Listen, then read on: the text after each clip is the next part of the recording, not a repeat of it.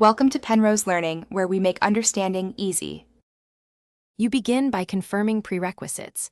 Make sure you are signed into the correct Apple ID and iCloud contacts is visible in settings.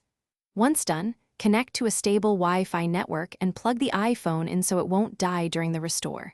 Now go to iCloud. On a browser and sign in. This is where the only reliable restore path starts. You do this because iCloud stores the canonical contacts backup. Without it, the end device state may be incomplete. You export a vCard so you have a controllable copy on iCloud. Open Contacts, select all contacts, then choose Export vCard, save it to your computer.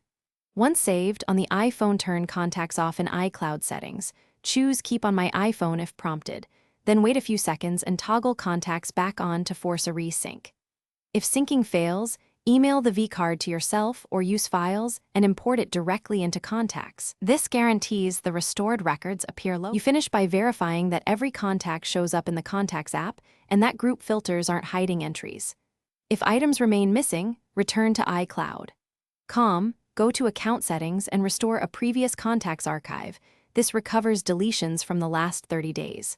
Once restored, toggle contacts sync on the phone again and restart the device to finalize changes.